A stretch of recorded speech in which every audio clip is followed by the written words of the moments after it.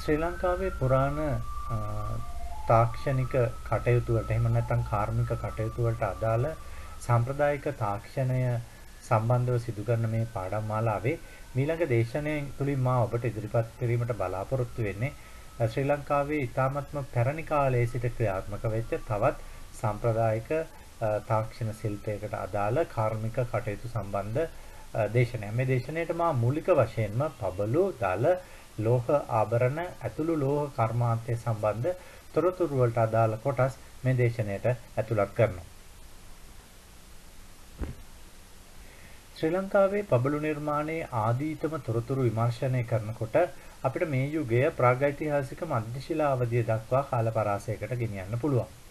දැනට සිදු කරලා තියෙන පුරාවිද්‍යා කැණීම් වල තොරතුරු අනුව අපිට පැහැදිලි වෙනවා මේ මධ්‍ය ශිලා යුගයේ තුලින් හමුවන ආදීතම පබළු නිර්මාණ පිළිබඳ සාධක අදින් අවුරුදු 38000ක ඉඳලා අදින් අවුරුදු 3800 දක්වා වූ කාල පරාසය තුල තියෙන විවිධ පරිසර පද්ධතිවල ක්‍රියාත්මක වෙච්ච මේ යුගයේ ජනාවාස ආශ්‍රිත පස් ස්තර වලින් වාර්තා වෙලා තියෙනවා. එතකොට මේකෙදි මූලික වශයෙන්ම මේ අය යොදාගත්ත අමුද්‍රව්‍ය තමයි මේ සත්වයින්ගේ සත්ව කොටස්.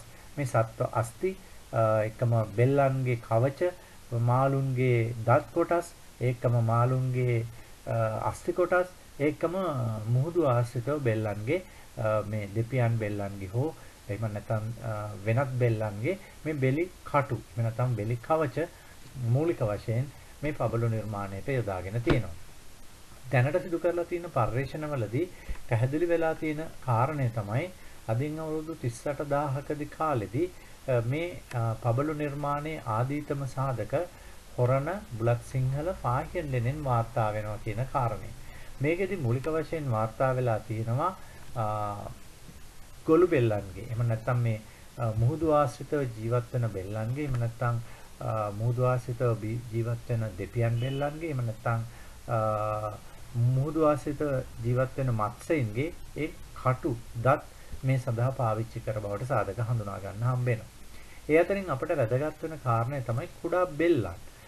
මේ ඇගේ ගෙල පළඳනා විදියට පැළඳීමට සකස් කර ගැනීම සඳහා මේ බෙලි කට්ටේ ඉහත කොටසේ සිදුරක් විදලා යම් ආකාරයකට ගහකින් වෙන් කරගන්නා කෙඳි වලින් සකස් කරගන්නා ලද වැල්පටක් ආශ්‍රයෙන් ගෙල පළඳනාවක් විදියට මේව පාවිච්චි කරන්න ඇතයි කියන කාරණය. ඒකම දෙපියන් බෙල්ලන්ගේ කට්ට වෘත්තාකාරව සකස් කරගෙන ඒක මැදින් සිදුරක් විදලා ඒකත් ගෙල පළඳනාවක් විදියට හෝ අත් පළඳනාවක් විදියට මේ අය පාවිච්චි කරන්න ඇතයි කියන කාරණය. ඊට අමතරව මෝර මත්ස්‍යයාගේ දත් සහ අස්ථි කොටස් ඒකම වෙනත් මත්ස්‍යයන්ගේ දත් සහ අස්ථි කොටස් අපේ පබළු විදියට පළඳනා විදියට පාවිච්චි කර බවට සාධක විශේෂයෙන්ම මේ ලෙන් ආශ්‍රිත ප්‍රාග්ඓතිහාසික යුගයේ කැණීම් තුලින් අනාවරණය කරගෙන තියෙනවා. මේක අපිට අතිශයින්ම වැදගත් වෙන කාරණය තමයි මේ කාර්මික ක්‍රියාවලියේ පබළු නිර්මාණයේ සමාරම්භක සංසිද්ධිය මේ ප්‍රාග්ඓතිහාසික මධ්‍ය ශිලා යුගයෙන් ආරම්භ වීම පිළිබඳ. මොකද මේ කාර්යයට මානවයා තම චින්තන ශක්තිය දියුණු කරගත යුතු වෙනවා. ඔහු සිතන්න අවශ්‍ය වෙනවා. ඒ සිතීමේ ක්‍රියාවලිය තුලදී ඒ නිර්මාණය කරන්න යම්කිසි තාක්ෂණයක් පාවිච්චි කරන්න අවශ්‍ය වෙනවා. ඒ තාක්ෂණික ක්‍රියාවලිය ප්‍රාරම්භක ප්‍රාථමික ක්‍රියාවලියක් වුවත් මේ තබන පියවර මහ පියවරක් විදිහට අපිට පෙන්වලා දෙන්න පුළුවන්. මේ තබන පියවරේ විශාලත්වය නිසා තමයි ඊට පස්සේ යුගයන් තුල ඇතිවන මේ නිර්මාණ තාක්ෂණයේ පබළු නිර්මාණ තාක්ෂණයේ සංවර්ධනතාවයන් ඇති වෙන්නේ. ඒ නිසා ප්‍රාග්ඓතිහාසික මධ්‍ය ශිලා යුගයේදී විශේෂයෙන්ම මේ පබළු නිර්මාණය සම්බන්ධව ලැබූ මේ මුල් පියවර අපිට අතිශයින්ම වැදගත් වෙනවා. ඒකම ඊළඟට මා පබළු නිර්මාණයේ පැරණි තාක්ෂණය පිළිබඳව අපි කතා කරනකොට පෙන්වා දෙන්න කැමති මින් පස්සේ අපි මේ තාක්ෂණයට යොමු වෙන යුගයේ විදිහට අපි හඳුනාගන්නේ පූර්ව ඓතිහාසික යුගය. යකඩ තාක්ෂණය පාවිච්චි කරපු මේ යුගයේ ජීවත් වෙච්ච මානවයා ඛනිජ පාෂාණ, වීදුරු නිර්මාණ මේ දෙකම පබළු නිර්මාණ තාක්ෂණය සඳහා මූලික වශයෙන් යොදා ගනු ලැබුවා. එතකොට මේ ඛනිජ ආශ්‍රිත පබළු නිර්මාණ ක්‍රියාවලියේදී දේශීය වශයෙන් වැදගත් ඛනිජ වර්ගත් විදේශීය වශයෙන් වැදගත් ඛනිජ වර්ගත් මේ මානවයන් විසින් පාවිච්චි කරලා තියෙනවා. මේ ස්ලයිඩ් එකේ දක්වලා තියෙන ඡායාරූප වලින් මම දක්වලා තියෙන්නේ එවැනි ඛනිජ අමුද්‍රව්‍ය කීපයක්. මේ තියෙන්නේ කානීලියන් කියන ඛනිජ අමුද්‍රව්‍ය. ඒකම මේකේ මැද තියෙන පහළ මැද තියෙන ඡායාරූපයේ තියෙන්නේ ඇගේට් කියන khනිජ විශේෂය. මේ khනිජ විශේෂ දෙකම ලංකාවේ නැහැ. ඒ ලංකාවේ බහුල වශයෙන් අපිට හොයාගන්න හම්බෙන්නේ නැහැ. ඉතින් මේ khනිජ වර්ග දෙකම කානීලියන් සහ ඇගේට් කියන මේ khනිජ වර්ග දෙකම අපිට දැක ගන්න හම්බෙන්නේ ඉන්දියාවේ. එතකොට ඉන්දියාවේ බහුල වශයෙන් තියෙන මේ khනිජය පූර්ව ඓතිහාසික යුගයේදී විශේෂයෙන්ම මේ සංස්කෘතිය ලංකාවේ ආරම්භ වෙච්ච බවට අපි පිළිගන්නේ දැනට හම්බෙන සාධක අනුව අදින් අවුරුදු 2400කට කලින්. මේ 2400කට කලින් එහෙම නැත්නම් ක්‍රිස්තු පූර්ව 2400 දී මේ ආරම්භ වෙන මේ සංස්කෘතිය ක්‍රියාත්මක වීම තුළ ක්‍රිස්තු පූර්ව 1000 විතර වෙනකොට මේ සංස්කෘතියේ යම් ආකාරයක තරමක් දියුණු තත්ත්වයක් පෙන්눔 කරනවා. ඊට පස්සේ මේ පබළු ආශ්‍රිත නිර්මාණ ක්‍රියාවලියේ විශේෂතාවයන් රාශියක් අපි හඳුනා ගන්නවා. ඒකෙදි වැදගත් කාරණේ තමයි මේ කානීලියන් කියන අමුද්‍රව්‍ය යොදාගෙන ඇගේට් කියන අමුද්‍රව්‍ය යොදාගෙන පබළු නිර්මාණයට අනුගමනය කරලා තියෙන තාක්ෂණික පියවරවල්. කානීලියන් කියන පාෂාණය ඒකේ මව් පාෂාණය අපි හඳුන්වන්නේ කැල්සිඩෝනි කියන විද්‍යාත්මක නාමයෙන්. මේ කැල්සිඩෝනි කියන පාෂාණය ඉන්දියාවේ ඉඳලා මෙරටට ගෙනල්ලා මේ වර්ණය විදියට අපි පැහැදිලි කරොත් අවර්ණ සුදු පැහැති මේ පාෂාණය මේ ඔබ ඡායාරූපයේ දකින ආකාරයට තැඹිලි වර්ණයට සකස් කිරීමක් සිදු කරනවා. මේ කාර්යයට අනුගමනය කරපු තාක්ෂණය තමයි මේ මව් පාෂාණය. මම නැත්තම් මේ මුල් පාෂාණය කැල්සිඩෝනි කියන පාෂාණය සුදු පැහැති පාෂාණය, අවර්ණ සුදු පැහැති පාෂාණය. මේක මැටි මුට්ටියක බහ 10 පුරවලා මේ 10 වලට ගින්දර අවිලෙන්න දීලා ඒක දහණයට ලක් කිරීම. ඒ දහණයට ලක් වෙන ක්‍රියාවලිය තුළදී 10 වලින් නිකුත් වන රස්නය නිසා එහෙම නැත්නම් උෂ්ණත්වය නිසා මේ අවර්ණ සුදු පැහැති පාෂාණය මේ ආකාරයෙන් තැඹිලි පැහැයටපත් වෙනවා. එතකොට මේ තාක්ෂණික පියවරේදී මුලින්ම මේ ශිල්පීන් කරලා තියෙන කාර්යය තමයි පූර්ව ඓතිහාසික යුගයේ විසු මේ පාෂාණයේ වර්ණය වෙනස් කර ගැනීම. ඒකට අනුගමනය කරපු තාක්ෂණික පියවර තමයි මම කලින් පැහැදිලි කරපු පියවර. ඊගාව කාරණේ තමයි මේ ආකාරයෙන් සකස් කර ගන්නා ලද අමුද්‍රව්‍ය පබළුවක් දක්වා කොහොමද සංවර්ධනය කරේ කියන කාරණේ. මේකේ පළවෙනි ඡායාරූපයෙන් මම දක්වලා තියෙන්නේ මේ අමුද්‍රව්‍ය වර්ණ ගන්නලා සකස් කරගෙන තියෙන ආකාරය. මේකේ දෙවෙනි ඡායාරූපයෙන් මම දක්වලා තියෙන්නේ මේ පබළුවේ හැඩ ලබා ගැනීමට මේ අය කරපු ක්‍රියාවලිය. මේ කාර්ය සඳහා නම් ලෝහ අවශ්‍ය වෙනවා. ඒ ලෝහ තාක්ෂණයට අවශ්‍ය කරන යම්කිසි උපකරණ මේක නියනක් වෙන්න පුළුවන්, කටුවක් වෙන්න පුළුවන්, කටුව මිටි ආදී දේවල් පාවිච්චි කරලා යම්කිසි ස්ථානයක මේ පාෂාණය රඳවලා Tamanට අවශ්‍ය හැඩේ ලබාගෙන තියෙනවා. එතකොට මේ තියෙනවා විවිධ හැඩ කීපයක්. මෙතන වෘත්තාකාර හැඩ බබළු අරගෙන තියෙනවා. ඕවල් ආකාර හැඩ බබළු අරගෙන තියෙනවා. ඒකට බැරල් එකක ආකාරය. එහෙම නැත්නම් බැරල් ආකාර බබළු හැඩ ලබාගෙන තියෙනවා. මේ හැඩ ලබා ගැනීමේදී මේ ප්‍රධාන පාෂාණයෙන් මේ ද්‍රව්‍ය කොටස් ඉවත් කිරීමේදී ඉවත් කරන කොටසුත් අපි ඊගාව පහළ තියෙන පළවෙනි ඡායාරූපයෙන් දකිනවා. ඒ ඉවත් වෙලා ඉතුරු වෙන කොටස් අපි ඒවට කියනවා ඉංග්‍රීසියෙන් වේස්ටේජ් කියලා. එහෙම නැත්නම් අපද්‍රව්‍ය කියලා අපි කියනවා. ඒකේ මේ පහළ තියෙන ඡායාරූපයේ අවසන් ඡායාරූපයෙන් තියෙන එසේ සකස් කර ගන්නා ලද පබළු උපමට්ටම් කර අවස්ථාවක්. මූලික හැඩ ලෝහ තාක්ෂණය පාවිච්චි කරලා ලබාගෙන ඊට පස්සේ මේ පබළුව උපදමලා මේ පබළුවේ සිදුර විද ගැනීමෙන් පසු සිදු කරනවා. ඒ සිදුර විද ගැනීම සඳහා වාණී කූරක් අවශ්‍ය වෙනවා. මේ khනිජ පාෂාණය කානීලියන් සහ ඇගේට් කියන මේ පාෂාණ වර්ග දෙකම ඉතාත් තද පාෂාණ විශේෂ. ඒ නිසා මේකට යකඩ හෝ තඹ වැනි ලෝහයකින් සිදුර විද ගැනීමේ අවකාශයක් නැහැ. ඒ නිසා මේ අය වාණේ පාවිච්චි කරලා දෙපසින් මේක සිදුරු කරලා උලක් හදාගෙන ලෝහ කූරක් හදාගෙන කූරෙන් විදලා මේ දෙපැත්තෙන් මේක සම්බන්ධ කිරීම තමයි මූලික වශයෙන් කරලා තියෙන්නේ. ඒකට මෙතන තියෙන මැද පහළ මැද තියෙන ඡායාරූපයේ තියෙන ඇගේට් පබළු. ඊටමත්ම අලංකාර පබළු විශේෂයක් අලංකාර khනිජ පාෂාණය. ඒ පාෂාණයේ පිහිටීමේම ස්වરૂපය තමයි සුදු වෛරමක් සහ කළු වෛරමක් සහිතව පිහිටීම. ඒකට මේක වර්ණ ගැන්වීමක් අර කානීලියන් වගේ සිදු කරලා නැහැ. මේ පාෂාණය උපදමලා කඩලා සකස් කරගෙන විවිධාකාරයේ හැඩතල වලට නිර්මාණය කරගත්ත පබළු තමයි මේකෙදි මූලික වශයෙන් හඳුනාගන්නේ. ඒතර මේ පබළු නිර්මාණය කිරීමේදී khනිජ පාෂාණ වලින් විශේෂයෙන් විදේශීය khනිජ පාෂාණ අතර ඉන්දියාවෙන් අපිට දක්නට ලැබෙන මෙවැනි ඇගේට් සහ කානීලියන් වැනි පාෂාණ ආශ්‍රිතව පබළු නිර්මාණ කටයුතු මෙරට සිදු කරලා තියෙනවා. ඒකේ තාක්ෂණික පියවරවල් අර මම කලින් පැහැදිලි කර ආකාරයේ පියවරයන් ක්‍රමවේදයන් තමයි පාවිච්චි කරලා තියෙන්නේ. මේ ඔබට මම පැහැදිලි කරන්න දාපු තවත් ඡායාරූප කීපයක් ඔබට පැහැදිලි වෙනවා මේ කානීලියන් පාෂාණයේ ආශ්‍රයෙන් වෘත්තාකාරයෙන්ම නැත්නම් rounded beads ඊට පස්සේ බැරල් ආකාර බීඩ් එහෙම නැත්නම් බැරල් ටයිප් බීඩ් එකම ඕවල් ෂේප් බීඩ් ඕවල් ආකාර මේ බීඩ්ස් පබළු එකම මල්පල එහෙම නැත්නම් ෆ්ලවර් ෂේප්ස් එහෙම නැත්නම් ගෙඩි හැඩ එහෙම නැත්නම් තවත් වෙනත් විශේෂ හැඩවලට නිර්මාණය කරගත්ත මේ පබළු තමයි මේ කානීලියන් කියන පාෂාණය පාවිච්චි කරලා. අපිට පැහැදිලි වෙනවා ඇති මේ පාෂාණය පාවිච්චි කරලා Tamanට අවශ්‍ය කරන හැඩ විවිධාකාරයෙන් ලබා ගැනීමේදී මේ ශිල්පීන් ලෝහ අමුද්‍රව්‍ය ලෝහ උපකරණ මේ සඳහා යොදාගෙන තමයි මේ කාර්ය සිදු කළේ කියලා පැහැදිලි වෙනවා. ඊටාත්ම හොඳින් මේ ඡායාරූප දැක්කහම මේ තියෙන තවත් කානීලියන් කියන ඛනිජ පාෂාණය ආශ්‍රිතව නිර්මාණය කරගෙන තියෙන වෘත්තාකාර rounded shape beads. එතකොට මේ rounded shape beads වල එහෙම නැත්නම් වෘත්තාකාර බබළු වලත් අර සිදුර විද ගැනීමට වාණේ කූරක් පාවිච්චි කරලා ඒ සිදුර විද ගැනීම කරලා තිනවා. මේ පාෂාණයෙන් නිර්මාණය කරන බබළුව තරමක් විශාල වුණොත් ඒක එක පැත්තකින් සිදුරු කරලා අවසන් කරන්න බැරි නිසා දෙපසින් සිදුරු කරලා මේ සිදුර යා කිරීම සිදු කරලා තියෙනවා. නමුත් මෙවැනි කුඩා ආකාර බබළු තනිපසකින් සිදුරු කරලා අනිත් පැත්ත දක්වාම ඒ සිදුරු කර ගැනීමේ අවකාශයක් තියෙන නිසා එක ගැටලුවක් වෙන්නේ නැහැ.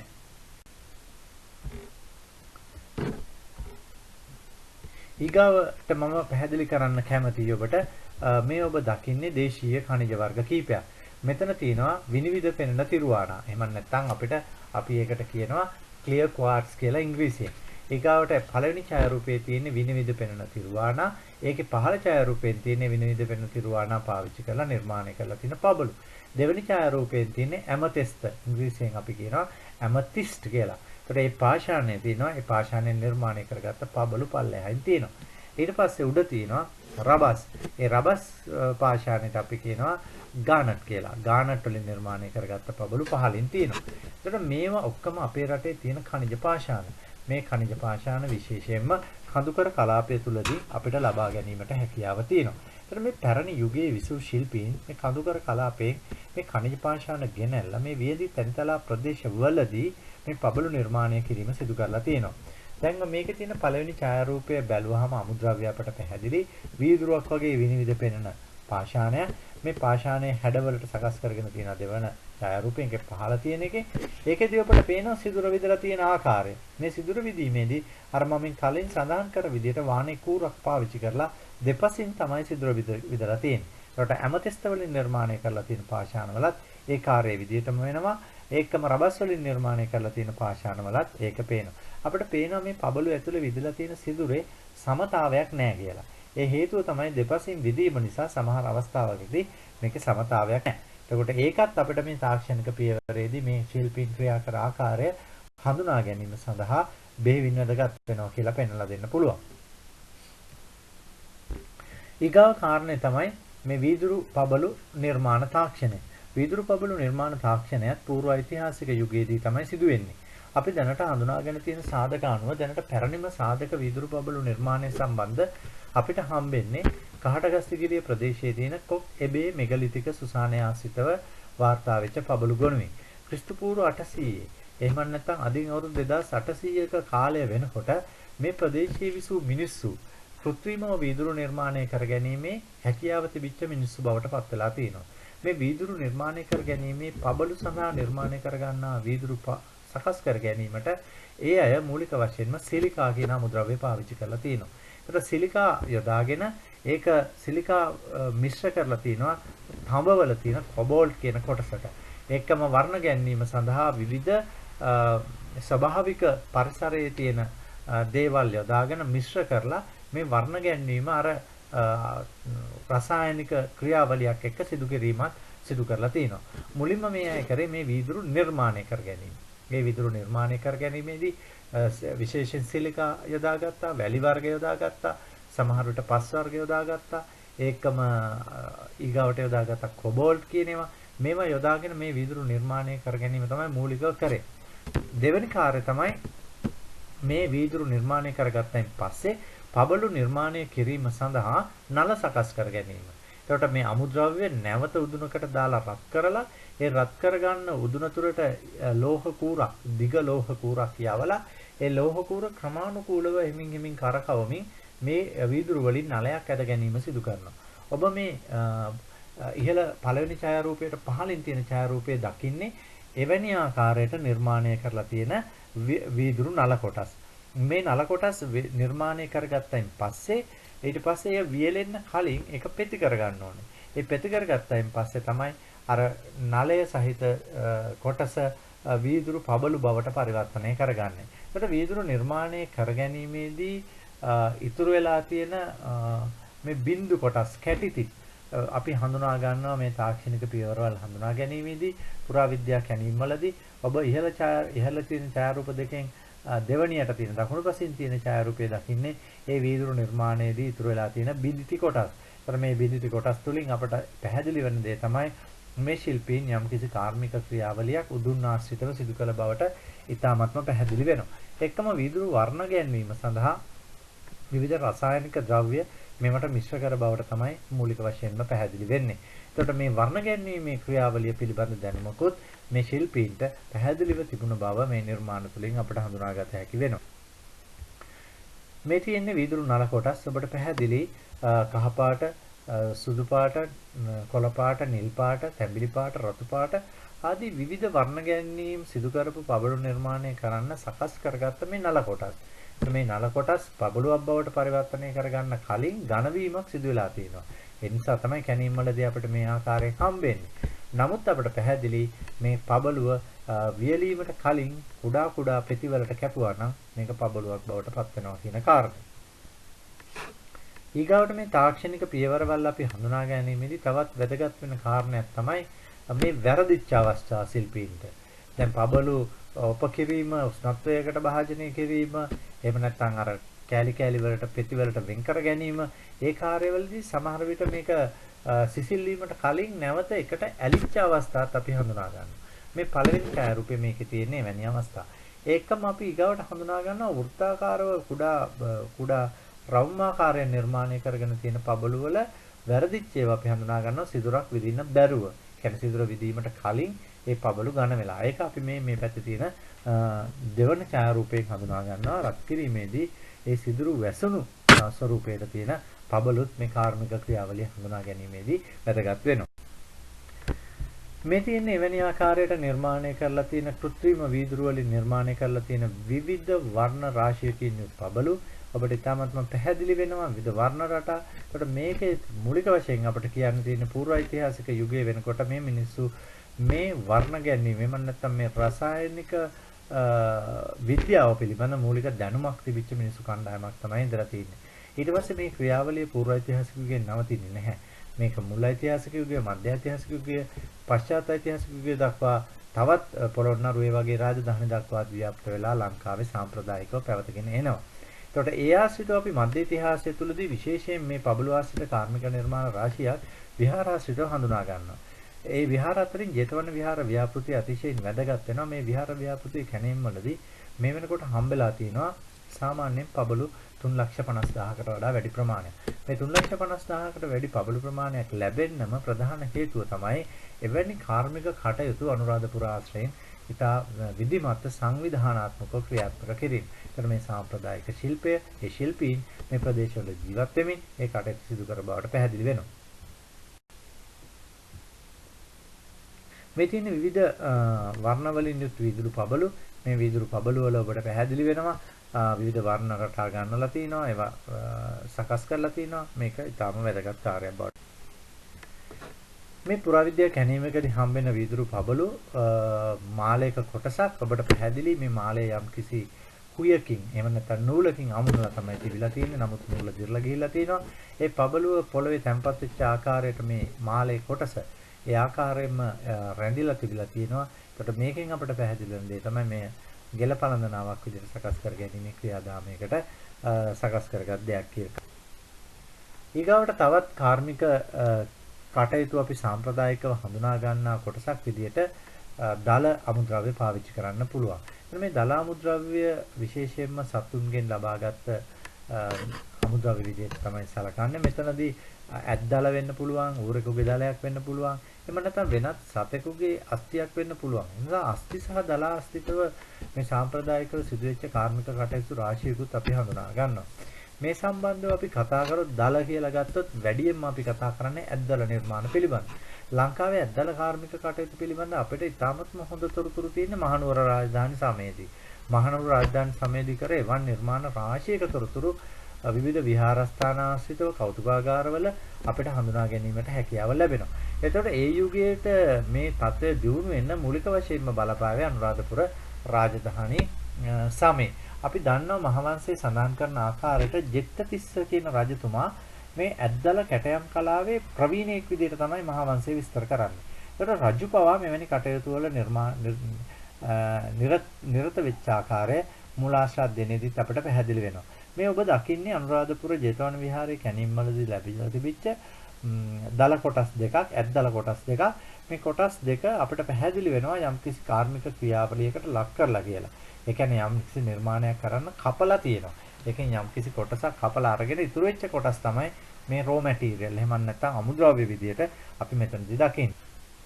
ඊගාවට අපිට ජේතවනේ කැණීම්වලදී හම්බෙලා තිනවා මේ නිර්මාණකරණයේදී යොදාගත් සත්තුන්ගේ අං කොටස්. ඒ වගේදීත් පැහැදිලි වෙන දේ තමයි නිර්මාණකරණයට අවශ්‍ය විදියට ඒ දේ සකස් කර ගැනීමට මේ දල කොටස විශේෂයෙන් කියක් වැනි යම් උපකරණ පාවිච්චි කරලා කපලා තිනවා. මේක ගෝණිකුගේ අඟක්. ඒ ගෝණිකුගේ අඟ ජේතවන විහාරාවදියේ නෙමෙයි ඊට පූර්වාවදියට. අපි ඒකට කියනවා ප්‍රාග් ජේතවනාවදිය කියලා. ඒ පූර්වාවදියේදී මේ කාර්මික ක්‍රියාවලියකට ලක් කර ගැනීමට ගත් උත්සාහයක නිදර්ශනයක් තමයි ඔබ මේ දකින්නේ. ඒකම තවත් අපි දකිනවා ඒ වගේම අං වගේම සත්තුන්ගේ අස්ථි එහෙම නැත්නම් ඇටකටු කොටසුත් මේ කාර්මික කටයුතු වලට කපලා සකස් කර ගැනීම පිළිබඳ තොරතුරු. මේ ඔබ දකින්නේ ජේතවන ව්‍යාපෘතියෙන් හම්බෙන කැණීම් වලදී හම්බෙන එවැනි සතෙකුගේ අස්ථි කොටසක් යම්කිසි නිර්මාණකාරයකට හසු කරලා තියෙනවා. ඒකම මේක අතිශයින්ම වැදගත් නිර්මාණයක් ඇද්දල වලින් කරලා තියෙන්නේ. මේ නිර්මාණය අපිට වාර්තා වෙන්නේ ජේතවන ස්තූපයේ පාදම කැණීම්වලදී. මේක විශේෂ වෙන්නේ මේ ආකාරයට තනු ගල්වැටක් ජේතවන විහාරය තුල දක්නට ලැබීම. ඒකට මේ ගල්වැටේ ආකෘතියට නිර්මාණය කර මේ ඇද්දල වලින් කරපු මේ නිර්මාණය පිළිබඳ ශිල්පියාට හොඳ අවබෝධයක් තිබිච්ච බවට සාධක තියෙනවා. ඒ කාලේ සමකාලීනව නිර්මාණය වූ ගල් කැටයම් කලාව පිළිබඳව. ඒකට මේ දල කාර්මික කටයුතු වලදී මේ දල මෙලෙක් කරලා ඒකට අවශ්‍ය කරන රසායනික දේවල් චාක්කසාර ආශ්‍රයෙන් සකස් කරගෙන ඒ දල මෙලෙක් කරලා මේ කැටයම් කලාවේ නියුක්ත වෙච්ච බව තමයි මේ පිළිබඳ පර්යේෂණකයන් විසින් පැහැදිලි කරන්නේ. ඒකම ඔබට මේ පිළිබඳ වැඩතරතුරු දැනගැනීමේදී ආනන්ද කුමාරස්වාමී විසින් රචනා කරන ලද මධ්‍යකාලීන සිංහල කලා කියන ග්‍රන්ථය තුලදී මහනුවර යුගයේ තිබිච්ච මේ දල කැටයම් කලාව පිළිබඳ සුවිශේෂ විස්තරයක් ඒකේ අන්තර්ගත කරලා තියෙනවා. ඒ කාර්මික ශිල්පීන් ඒවා සිදුුනේ කොහොමද කියන කාරණේ මේ ලිපිය තුලින් වැඩි දුරකට කියවීමෙන් විමර්ශනයට ලක් කිරීමට හැකියාව ලැබෙනවා. ඒකම දලකඩ ආශ්‍රිතව අපි දකිනවා අර වගේ නිර්මාණ වගේම පබළු. මේ පබළු නිර්මාණය කිරීමත් දල ආශ්‍රිතව සිදු කරලා තියෙනවා. ඒකට මම මුලිනුත් පැහැදිලි කරා මේ ප්‍රාග් ඉතිහාසයේත් මේ தত্ত্বය අපි හඳුනා ගන්නවා. නමුත් පස්සේ කාලෙත් විවිධ හැඩවලට දල වලින් එහෙම නැත්නම් සතුන්ගේ ඇට වලින් අස්ථි වලින් නිර්මාණය කරගත්ත පබළු හඳුනා ගැනීමට මේ තියෙන්නේ ඒ ආකාරයට නිර්මාණය කරගෙන තියෙන මේ මුහුදු ආශ්‍රිතව තියෙන සත්තුන්ගේ ඒ කැල්සියම් කාබනේට් කියන අමුද්‍රව්‍ය ආශ්‍රිතව නිර්මාණය කරලා තියෙන විවිධ නිර්මාණ අපි දල ආශ්‍රිතව අපි දකිනවා. සමහර අවස්ථාවල අපි දකිනවා පන්හිඳවල්, සමහර අවස්ථාවල ගෙල පළඳනා, සමහර අවස්ථාවල කර්ණාභරණ, සමහර අවස්ථාවල අත්පළඳනා, සමහර අවස්ථාවල කොණ්ඩකූරු මේ ආකාරයේ නිර්මාණ රාශියකුත් අපි මේ දල නිර්මාණ තුලින් හඳුනා ගැනීමට හැකියාව ලැබෙනවා. මේ තියෙන සත්ව දත් පාවිච්චි කරලා නිර්මාණය කරගත්ත පෙන්ඩන්ට් විවිධ සත්තුන්ගේ දත් මැදින් සිදුරක් විදලා මේ පෙන්ඩන්ට් විදියට එහෙම නැත්නම් ගෙල පළඳනා විදියට පාවිච්චි කරන්නත් මේ මිනිස්සු ආදීතම මිනිස්සු ක්‍රියා කරලා තියෙනවා. ඒ නිර්මාණයේදී අපිට පැහැදිලි වෙනවා මේ දත විදින්න ඉතාමත්ම තියුණු උපකරණයක් අපට අවශ්‍යයි. වානේ ලෝහය අවශ්‍යයි. ඒකේ තියුණු භාවයත් අවශ්‍යයි. මොකද මේ දත ඉතාමත්ම ශක්තිමත් දතක් නිසා ඒ විද ගැනීමට මෙවැනි ක්‍රියාවලියකට යොමු වෙනවා. මේ ඔබ දකින්නේ දල වලින් තනලා තියෙන කොණ්ඩකූරු. ඒකම අතේ දාන වලලු. මේවත් නිර්මාණාත්මක කාර්යයේදී යොදාගෙන තිනවා. මීට අමතරව දාදු කැට වගේ දේවල් ඒකම පන්හිඳ නිර්මාණය කිරීමේදී පංහිඳේ උඩ කොටස සකස් කරන්නත් මේක පාවිච්චි කරලා තියෙනවා. ආරම්භක පංහිඳවල් නිර්මාණය කිරීමේදීත් මේ සත්ව දල හෝ සත්ව අස්ථි පංහිඳ විදියට නිර්මාණය කර ගැනීමටත් ක්‍රියා කරලා තියෙනවා. අනුරාධපුරයේ ඇතුල් නගරෙන් පූර්ව ඓතිහාසික යුගයේ එවැනි පංහිඳවල් හඳුනාගත් බවට සිරන්දරණය කළ පැහැදිලි කරලා තියෙනවා. එකම මේ අතිශයින් වැදගත් නිර්මාණයක් මේ පුරුෂ ලිංගයක් නිර්මාණය කරපු එකක්. මේක නිර්මාණය කරලා තින්නේ මඩු මත්ස්‍යයාගේ අස්ථි කොටසකින්. මේ නිර්මාණය අපිට හම්බෙන්නේ ප්‍රාග් ඓතිහාසික ජේතවන ජනාවාස ආශ්‍රිත කොටස් වලින්. මේකෙදි පැහැදිලි වෙන කාරණේ තමයි යම්කිසි රිචුවල් එකක්. එහෙම නැත්නම් අභිචාරමේ කටයුතු සඳහා මේ දල කොටස් මේ යුගයන් වල පාවිච්චි කරා කියන කාරණේ. ඒ නිසා ඒ නිර්මාණ කරුවා තුළ තිබිච්ච චින්තනය සහ ඔහුගේ නිර්මාණය තුළින් නිර්මාණය කරලා බලාපොරොත්තු වෙච්ච දේ කලා කුසලතාවයත් මේ තුළ ගැබ් වෙලා තියෙනවා කියලා පෙන්වලා දෙන්න පුළුවන්. ඒකම සත්ව අස්ථි මේ සත්ව කටු බෙල්ලන්ගේ කටු කවච මේ නිර්මාණකරණය සඳහා මූලික වශයෙන්ම පාවිච්චි කරලා තියෙනවා මේ පැරණි යුගයේ. ඊට පස්සේ මම ඔබට පැහැදිලි කරන්න කැමති වෙන්නේ ලෝහ ආභරණ සම්බන්ධ නිර්මාණ කටයුතු වල ලෝහ ආභරණ සහ නිර්මාණ කටයුතු වලදී මූලික වශයෙන් මේ ඒ ආභරණ නිර්මාණය කරන්න පාවිච්චි කරලා තියෙන ලෝහ අතර වඩා වටිනාකම් සහිත ලෝහ තමයි ගොඩක් වැදගත් වෙන්නේ. අපිට ඒ අතරින් රන් රිදී ලෝකඩ කියන නිර්මාණ අපිට වැදගත් වෙනවා. එවැනි ලෝහ නිර්මාණය කර ගැනීමට මේ පැරණි ශිල්පීන් පාවිච්චි කරපු උපකරණයක් තමයි කෝව. මේ ඔබ ඉහළින් දකින්නේ එවැනි කෝව. එතකොට කෝව නිර්මාණය කරගන්න සාමාන්‍යයෙන් පාවිච්චි කරන්නේ 10 පිදුරු කොටස්, කුඹස් මැටි, ඒ වගේ මිශ්‍රණයක් වැලි මිශ්‍ර කරලා තමයි මේ කෝව සකස් කරගන්නේ. මොකද මේ කෝව ඇතුළට දාන අමුද්‍රව්‍ය රත් කරයින් පස්සේ ඒ රත් කරන්න ඕන උෂ්ණත්වය රඳවා ගැනීමට කෝව නිර්මාණය කරගන්න ඕනේ. ඒකට විශේෂ ලෝහ වර්ග නිර්මාණය කර ගැනීමට තමයි කෝව අවශ්‍ය වෙන්නේ. නැත්නම් අපිට අවශ්‍ය වෙන්නේ උදුනක්. ඒකට මේ උදුන නෙමේ කෝව නිර්මාණය කරලා තියෙන්නේ රන් රිදී වගේ ලෝහ, ලෝකඩ වගේ ලෝහ නිර්මාණය කර ගැනීමේ අවශ්‍යතාවයක තමයි මේ කෝව නිර්මාණය කරලා තියෙන්නේ. ඒක මේ ලෝහ සකස් කරගත්තායින් පස්සේ විවිධ නිර්මාණ කාර්යයන් වලට පාවිච්චි කරලා තියෙනවා. මේ තින්නේ විශේෂයෙන්ම අපිට හඳුනා ගන්න පුළුවන් අත්පලඳනාවක්. මේ අත්පලඳනාවේ අපි දකින්නේ බ්‍රොන්ස් එහෙම නැත්නම් ලෝකඩ ආශ්‍රිතව තඹ සහ ලෝකඩ මිශ්‍ර කරලා සකස් කරලා තියෙන අත්පලඳනාවක් පැරණි කාලේ. ඒ නිර්මාණාත්මක ක්‍රියාවලියේදී ඒ අමුද්‍රව්‍ය තාමත්ම හොඳින් පාවිච්චි කරලා තියෙනවා කියන එක මේකෙන් පැහැදිලි වෙනවා. ඒකම අපි හඳුනා ගන්නවා විශේෂයෙන් කර්ණාභරණ වලදී කනට සම්බන්ධ වෙන කොටස වටිනා ලෝහ වර්ග වලින් නිර්මාණය කරගෙන තියෙනවා රන් වගේ.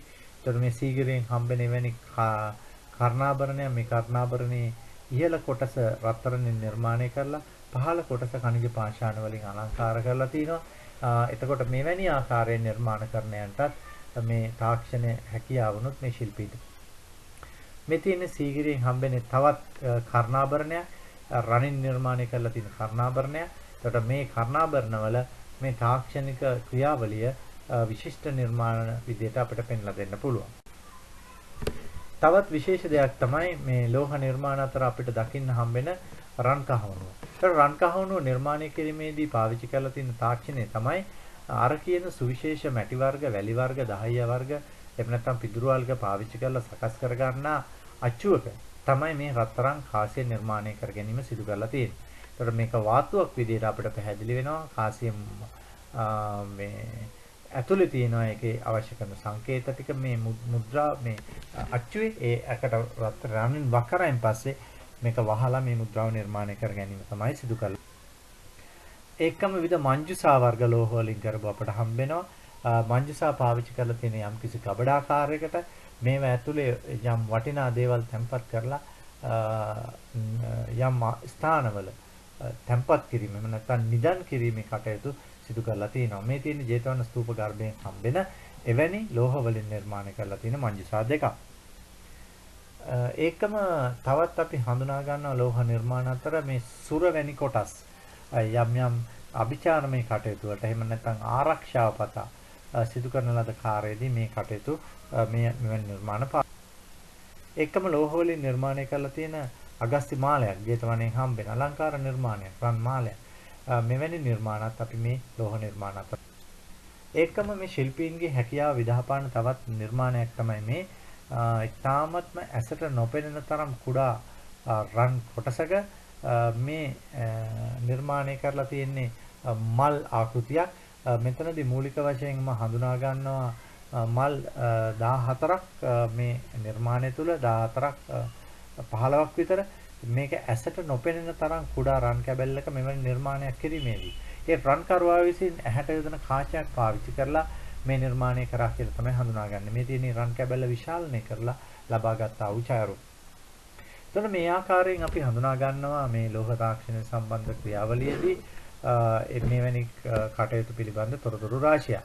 දැන් ඔබට පැහැදිලි වෙනවා ඇති පැරණි කාර්මික ශිල්පීන් විවිධ අමුද්‍රව්‍ය විවිධ අවශ්‍යතාවයන් සඳහා පාවිච්චි කරලා ඔවුන්ගේ කලා කටයුතු, අභිචාරමය කටයුතු සහ ඔවුන්ගේ විශ්වාස සාර්ථක කර ගැනීම සඳහා විවිධ නිර්මාණ කාර්යයන් සඳහා යොමු වෙච්ච බව මෙයින් පැහැදිලි වෙනවා කියලා.